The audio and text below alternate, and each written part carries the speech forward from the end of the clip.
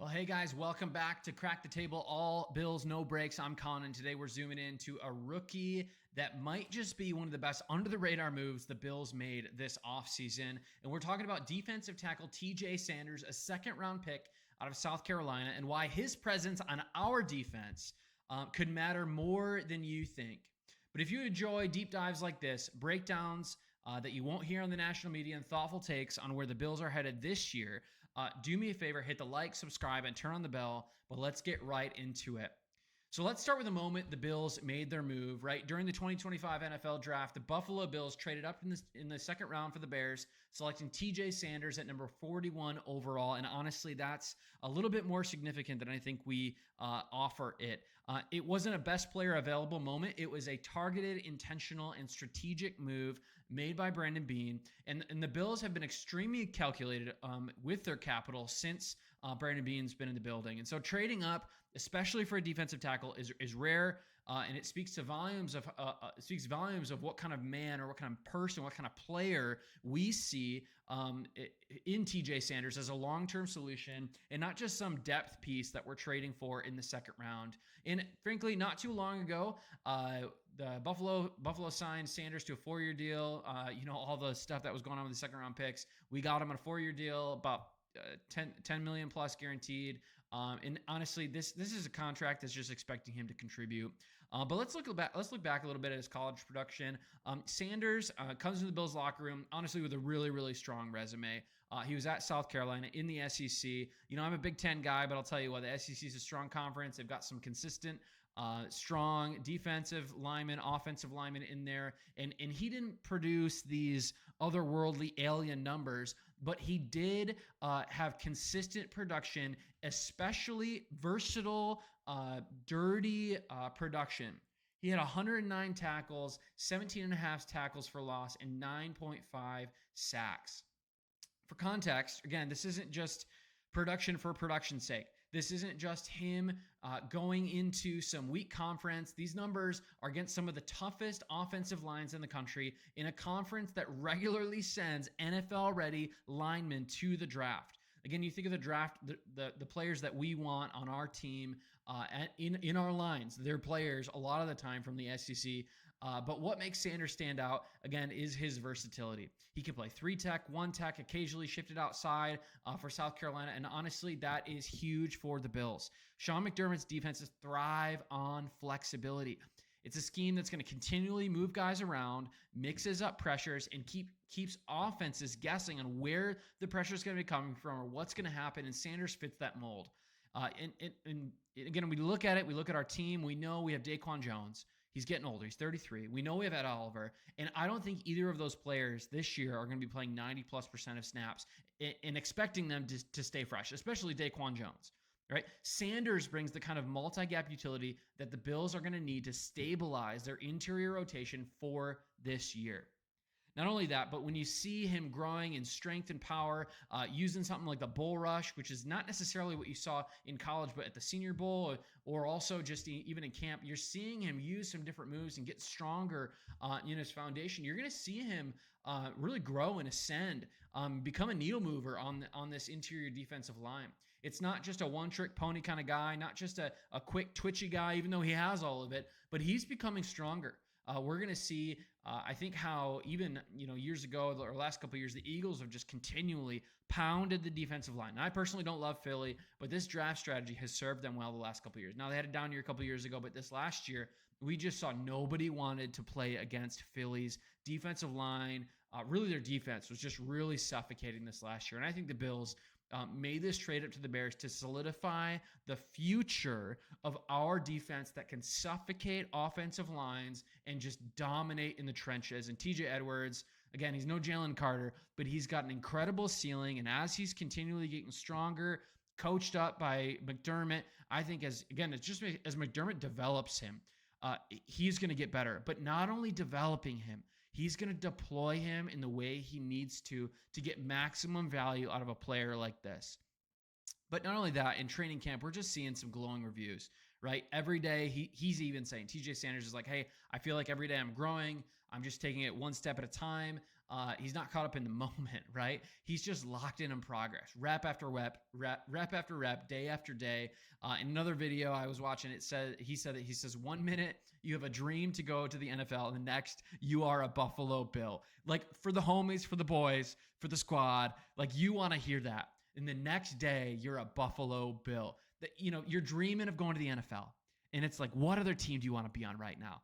What other team do you want to be on right now? This is a guy who's embracing the opportunity. He's not coasting into it, right? He's not, getting lost in the sauce. From what we've seen in the camp updates, he's absolutely locked in the film room with vets, asking questions, learning technique, and applying it. And in the film room, he's got guys, of course, like Ed Oliver, Joey Bosa. Man, that's going to be so fun. Like, this defensive line is going to move people. We are going to get after the quarterback, pressure in the middle, pressure outside. We're going to get sacks, pressures, time and time again. But TJ Sanders, smart move. He's just watching, he's absorbing, he's adapting, he's growing, rep after rep, he's getting better. But I think we got to take a look back just at the defensive line the last couple of years and just ask the question, so why does he matter right now? This isn't just theory, but this is like 2025 season is here. This is not just some pick for 26 or 27. This is a pick for 2025. The last couple of years, we lost Jordan Phillips, Tim Settle, Daquan Jones. He's here, but he's a critical piece. But again, he's aging. He's 33.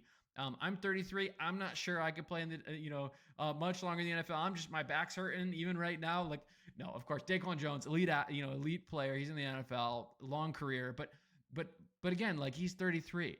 TJ Jones is going to come in and get some consistent reps. He's got fresh legs. Ed Oliver, still elite, but again, he's going to need some support to stay explosive later in the season. But then what does this mean for the way we do the rotation and transitions? Again, I think this move just signifies that we have a huge desire for an explosive talent who's young and cost controlled. This team isn't rebuilding. We know this. We're trying to get through the AFC Championship. It's actively extending our championship window without overpaying veterans at every position, right? That's where Sanders becomes absolutely essential for our roster construction as the Bills. And even just looking, like, if this guy's playing throughout the season, assuming health for everybody else, if he's playing 30, 35 meaningful snaps a game, absolute home run pick, right? If he's stuffing up the middle, getting to the quarterback, interior pass rush, like, he's a fraction of the cost of a veteran free agent, right? 4 years, $10 million, 2.5 a year approximately, maybe a little bit more on top of that. But it's such a good contract for us. He doesn't need to be a star. He needs to keep Ed fresh. He needs to give Daquan some breathing room and honestly just win on those third downs. Push the interior of the pocket up and let Bosa get after the QB. That's going to be insane. But this guy, again, there's a couple of the guys behind, even Sanders, Deion Walker, rotational depth, Casey Rogers there. Those guys, I just don't know if they're going to see meaningful playing time yet. Maybe I'll make a video and assume that they're all Pro Bowlers, but hey, it's a wide open window right here for him. Sanders can stack reps on reps. Even in the preseason, like, I'm so excited for the first game here, but don't be surprised if he pushes for starting reps very soon. The Bills are going to need fresh legs, and he's a young guy with a high motor and he's a grinder. But the thing I loved about this guy is he is a Bills player through and through. He's not just a scheme fit, right? McDermott's going to deploy him well, and hopefully he's going to develop him well, but he's also a culture fit. Here's what stands out from his South Carolina story. He redshirted, right? Instead of transferring, he stuck out competition and earned his starting job. It wasn't just given to him, he earned it. He didn't chase stats, he chased impact, right? You see some players that are just all about themselves. You see some players that are just about what they can do, how they can contribute, and how they can get glory, how they can get, they're just self-focused all the time. This guy did the dirty work and made his team better.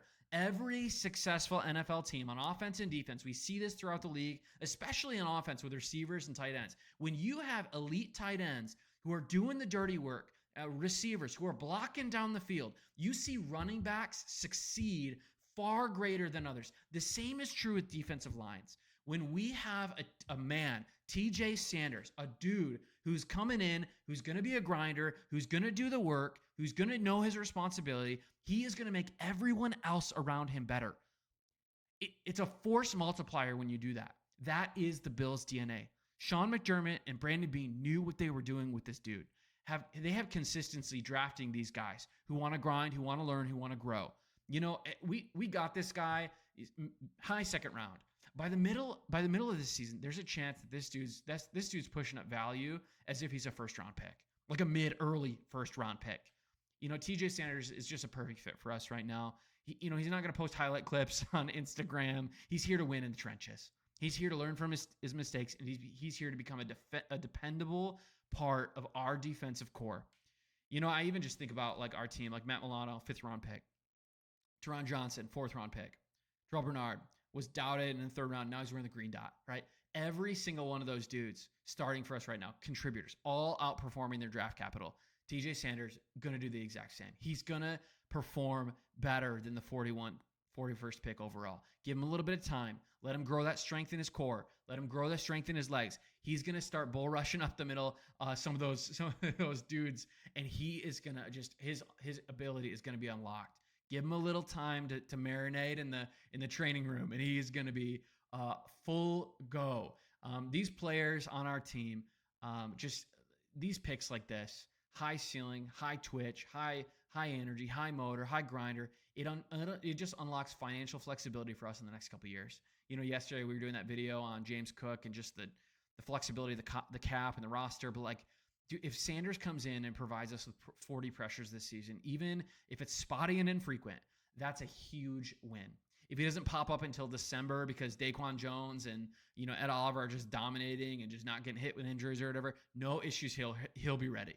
He will be ready. So, to end our video today, is TJ Sanders going to walk in and become a household name overnight? Probably not.